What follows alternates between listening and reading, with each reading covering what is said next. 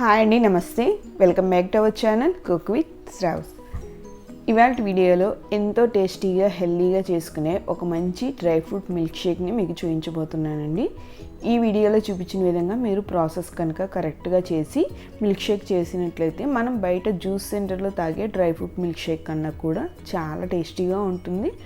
అలాగే బయట మనం చాలా కాస్ట్ పెట్టి మిల్క్ షేక్ కొనుక్కోవాలండి. బయట కొనే బదులు మనం ఇంట్లో చేసుకుంటే సేమ్ అదే ఖర్చుతోటి 3 గ్లాసుల జ్యూస్ అనేది మనం ప్రిపేర్ చేసుకోవచ్చు. ఒంట్లో నీరసంగా ఉన్నప్పుడు ఇలా మిల్క్ షేక్ చేసుకొని తాగితే ఇన్స్టెంట్ ఎనర్జీ అనేది వస్తుందండి.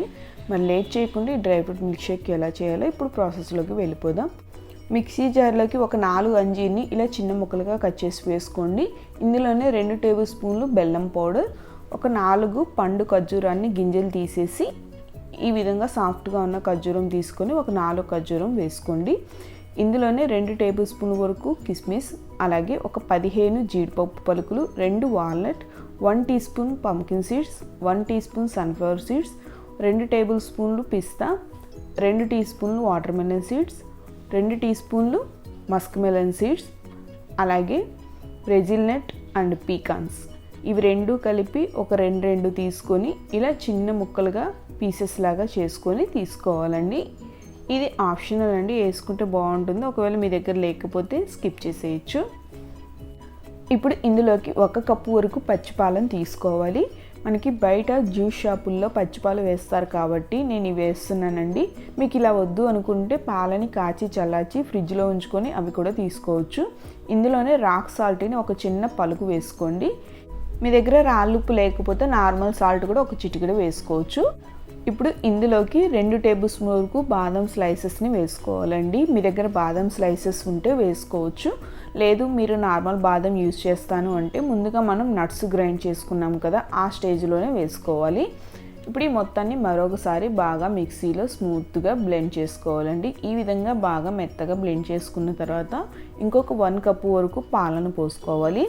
మీకు జ్యూస్ కొంచెం తిక్కుగా కావాలంటే 2 కప్పులు వేసుకోవాలి, పల్చగా కావాలంటే 2.5 కప్పు వేసుకోవాలి. ఇప్పుడు ఇందులోకి 2 టీ స్పూన్ల వరకు హనీని వేసుకోండి. మీ దగ్గర డేట్స్ పౌడర్ ఉంటే ఈ స్టేజ్లో 1 టేబుల్ స్పూన్ డేట్స్ పౌడర్ కూడా వేసుకోవచ్చు. ఇప్పుడు ఈ మొత్తాన్ని ఇలా బాగా స్మూత్గా బ్లెండ్ చేసుకోవాలండి. ఈ విధంగా రెడీ చేసుకుంటే మనకి ఈ డ్రై ఫ్రూట్ మిల్క్ షేక్ అనేది రెడీ అయిపోతుంది.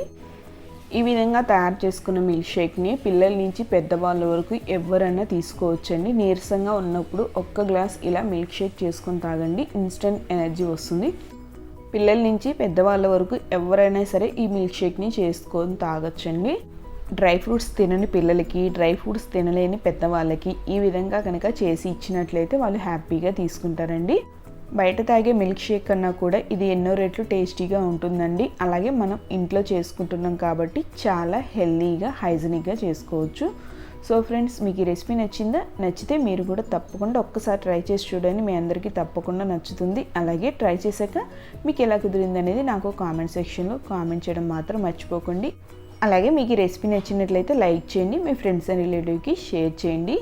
అలాగే ఫ్రెండ్స్, మీరు ఎవరైనా నా ఛానల్ని ఫస్ట్ టైం చూస్తున్నట్లయితే నా వీడియోస్ మీకు నచ్చినట్లయితే సబ్స్క్రైబ్ చేసుకోండి. పక్కనున్న బెల్ ఐకాన్ని క్లిక్ చేసేసి ఆల్ నోటిఫికేషన్స్ ఆన్ చేసి పెట్టారంటే ఎప్పుడు నేను కొత్త వీడియో పెట్టి మీకు వెంటనే నోటిఫికేషన్ వస్తుంది. Thank you for watching.